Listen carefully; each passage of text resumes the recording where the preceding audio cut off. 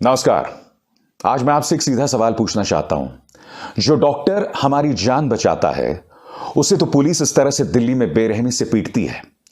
ऐसे ढेरों वीडियो सामने उभर कर आए हैं जिसमें जो पुरुष पुलिस वाले हैं या मर्द पुलिस वाले हैं वो महिला डॉक्टर्स को घसीट कर ले जा रहे हैं, जो कि कानून के खिलाफ है। और दूसरी तरफ यहां देखिए, उत्तराखंड की पुलिस पूरी आवभगत कर रही है धर्म संसद के नाम पर जो लोग नफरत फैलाते हैं। सबसे पहले दोस्तों मैं आपको एक वीडियो दिखाना चाहता हूं। इस वीडियो के अंदर जो लोग धर्म संसद के अंदर माइनॉरिटीज के खिलाफ समाज के अंदर युद्ध छेड़ने की बात कर रहे थे, अराजकता मचाने की बात कर रहे थे, वो पुलिस से मिलते हैं एफआईआर दर्ज करने के लिए कुछ गुमनाम मुसलमानों के खिलाफ। और इसी वीडियो में आप देखिएगा, एक तथाकथित साध्वी हैं, वो पुलिस से कहती हैं कि आप बगैर पक्षपात के काम कीजिएगा। और वो जो नफरती है ना, यति नरसिंहानंद सरस्वती, वो पुलिस से कहता है अरे ये तो हमारे साथ हैं, ये तो हमारे ही साथ देंगे। और उसके बाद एक जोर का ठहाका मचता है। मैं यही तो समझना चाहता हूं, अब तक जिन्होंने उस धर्म संसद में ऐसे बयानात दिए थे जिस पर देशद्रोह का केस लगना चाहिए था, रासुका लगना चाहिए था, उस पर कोई एक्शन नहीं लिया अब तक उत्तराखंड पुलिस ने।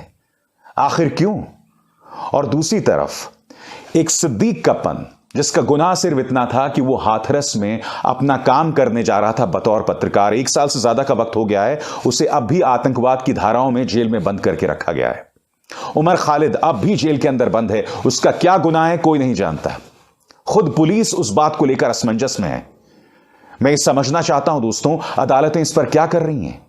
मैं नहीं भूला हूं, करीब एक बड़ी तादाद में सुप्रीम कोर्ट में वकीलों ने खत लिखा था चीफ जस्टिस रमन्ना को और कहा था कि नफरत के नाम पर ये जो धर्म संसद चलाया जा रहा है इस पर आप सुओ मोटो एक्शन लीजिए।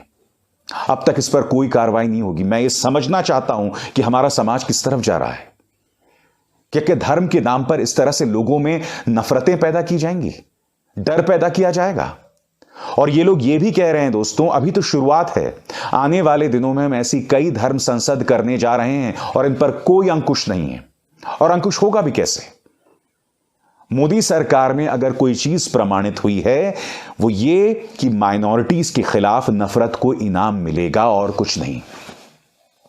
और दूसरी तरफ हमारे डॉक्टर्स जो हमारी जान बचाते हैं उन्हें लाठियों से पीटा जाता है। ये तस्वीर आपको याद है, मर्द पुलिस वाले महिला डॉक्टर्स को घसीट कर ले जा रहे थे जो प्रदर्शन कर रहे थे। 2 रातें हो गई हैं, कड़कड़ाती ठंड में ये लोग लगातार प्रदर्शन कर रहे हैं, इन्हें लाठियां मारी जा रही हैं, इन्हें पीटा जा रहा है, मगर इनकी कोई सुनवाई नहीं है। इनकी मांग सिर्फ इतनी है कि पोस्ट ग्रेजुएट कोर्सेज में भर्ती की जाए। और मैं आपको बताता हूं क्यों दोस्तों, क्योंकि पोस्ट ग्रेजुएट कोर्सेज में पिछले 6 महीने से फर्स्ट ईयर में भर्तियां नहीं की गई हैं, जिसकी वजह से सेकेंड और थर्ड ईयर में जो डॉक्टर्स हैं उन पर बोझ बढ़ गया है। कोरोना की तीसरी लहर आ सकती है, इन डॉक्टर्स पर आप अंदाजा लगा सकते हैं कितना प्रेशर होगा।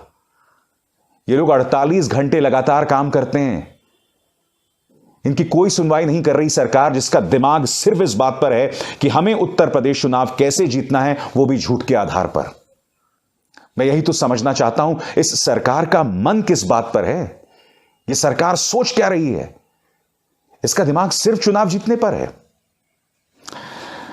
दोस्तों आज मैं एक संदेश अपने इन डॉक्टर्स को भी देना चाहता हूं। जब छात्र आंदोलन कर रहे थे, जब जेएनयू के छात्र आंदोलन कर रहे थे, जब अलीगढ़ मुस्लिम यूनिवर्सिटी के छात्र आंदोलन कर रहे थे, जब शाहीन बाग में आंदोलन हो रहा था, जब किसान आंदोलन कर रहे थे, तो इनमें से कई डॉक्टर्स ने अपनी मोदी भक्ति में इन किसानों को, इन छात्रों को देशद्रोही बताया था। मैं साफ तौर पर कह दूं दोस्तों, यह जरूरी नहीं कि आप जिस मुद्दे पर आंदोलन कर रहे हो मैं उस मुद्दे पर आपके साथ हूं, मगर एक लोकतंत्र के अंदर हर व्यक्ति को शांतिपूर्ण तरीके से आंदोलन करने का अधिकार है। शांतिपूर्ण तरीके से आंदोलन करने का जो आपका हक है उसके साथ मैं हूं। जब वो किसान आंदोलन कर रहे थे तो इनमें से कई डॉक्टर्स ने उन्हें देशद्रोही बताया था। आज मेरे जैसे पत्रकार आपके साथ हैं, और कुछ दिनों पहले यही डॉक्टर्स जो हैं मेरे जैसे पत्रकारों को देशद्रोही कहा करते थे। उसकी मिसाल मैं आपको बाद में दूंगा, मगर मैं आपको बताता हूं दोस्तों, ये डॉक्टर्स पहले क्या बोल रहे थे और अब क्या बोल रहे हैं।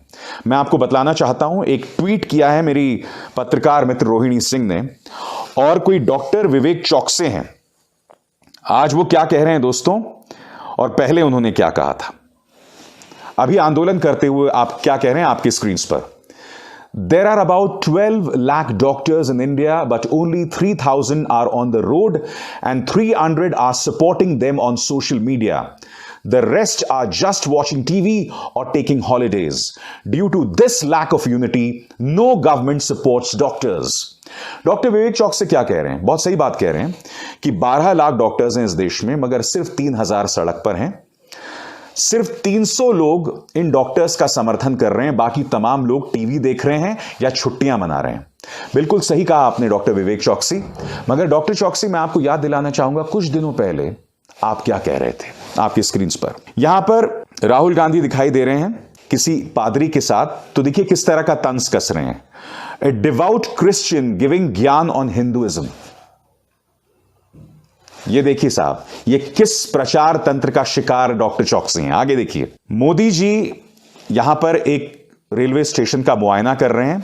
नीचे जो लोग भिखारी बैठे हुए हैं, एक पर राहुल गांधी की तस्वीर शक्ल लगा दी गई है, एक पर अखिलेश यादव की, एक पर संजय राउत की और एक पर अरविंद केजरीवाल की। यही विवेक चौकसी जो अब कह रहे हैं कि हमारा कोई साथ नहीं दे रहा है, कुछ दिनों पहले तक बीजेपी आईटी सेल का प्रोपेगेंडा जो है वो आगे बढ़ाते थे। और वो क्या कह रहे थे, excellent, whoever has made this brilliant, Kejriwal advertisement दिख रहा है। और हकीकत क्या है दोस्तों, मैं आपको बताता हूं, जिस राहुल गांधी का यहां पर डॉक्टर विवेक चौकसी मजाक उड़ा रहे थे ना, उसी राहुल गांधी ने इन डॉक्टर्स का साथ दिया था जो इस वक्त आपके स्क्रीन पर है। पूरे स्क्रीन पर देखिए दोस्तों, राहुल गांधी इन डॉक्टर्स के साथ खड़े थे और ये विवेक चौकसी मजाक उड़ा रहा था राहुल गांधी का, केजरीवाल का, अखिलेश यादव का और संजय राउत का। और ये देखिए साहब, विपक्ष किस तरह से डॉक्टर मजाक उड़ा रहा था। Bunch of useless jokers, how does one take them seriously. जब विपक्ष अपने मुद्दों को लेकर, आपके मुद्दों को लेकर प्रदर्शन करता है, तब डॉक्टर विवेक चौकसी इनका मजाक उड़ाया करते थे। और आज वो कह रहे हैं कि हम आंदोलन कर रहे हैं, हमारा कोई साथ नहीं दे रहा है। नहीं विवेक चौकसी, मैं आपके साथ हूं और मैं आपको बताना चाहता हूं क्यों। क्योंकि सबसे पहली बात, आपको आंदोलन करने का हक है। दूसरी बात, आप जो मुद्दा उठा रहे हैं वो मुद्दा जायज मुद्दा है। डॉक्टर्स पर इतना बोझ नहीं लादा जा सकता। फर्स्ट ईयर में भर्ती करवाए ये सरकार, वरना डॉक्टर्स के लिए आने वाले दिनों में काम करना मुश्किल हो जाएगा।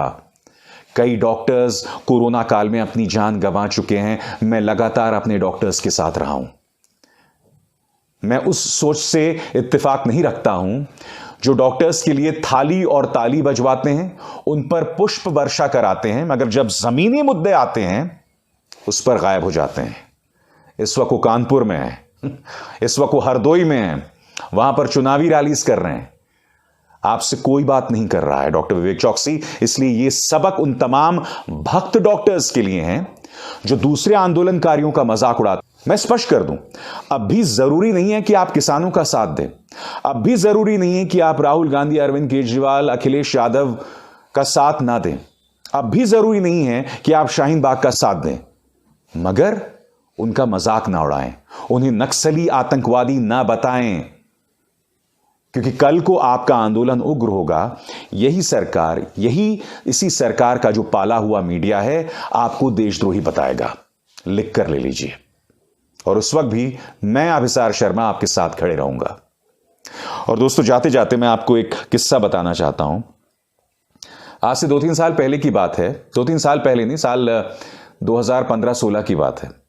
जेएनयू को लेकर पूरा बवाल हुआ था, आपको याद होगा। तब मैं एबीपी न्यूज में काम करता था और मुझे याद है दोस्तों, उस वक्त एक कन्हैया को लेकर कई वीडियोस वायरल किए जा रहे थे कि कन्हैया जो है वो देशद्रोही नारे लगा रहा था। वो तमाम वीडियोस झूठे साबित हुए। और ये वीडियोस कौन वायरल कर रहा था? गोदी मीडिया, पालतू मीडिया। मुझे याद है, मैं एक शो किया करता था एबीपी न्यूज में जिसका नाम था वायरल सच। और मैं सिर्फ तथ्यों के आधार पर बता रहा था कि भाई कन्हैया ने कोई देशद्रोही नारे नहीं लगाए। जिन लोगों ने देशद्रोही नारे लगाए भी होंगे उन पर एक अरसे तक कोई एक्शन नहीं हुआ, और एक्शन तब हुआ जब महबूबा मुफ्ती के साथ सरकार जो है वो टूट गई, बीजेपी की रिश्ते टूट गए बीजेपी के, तब जाके चार्जशीट में उनका नाम जो है वो शामिल किया गया। मगर आज वो देशद्रोही नारे लगाने वाले कहां हैं कोई नहीं जानता। तो मैं बात कर रहा था एक डेंटिस्ट की। मैं अपने बेटे को इस डेंटिस्ट के पास ले गया और वो डेंटिस्ट मुझसे फन्नाए हुए कहता है, अभिसार जी मुझे आपसे उम्मीद नहीं थी, आप इन देशद्रोहियों के साथ क्यों खड़े हो।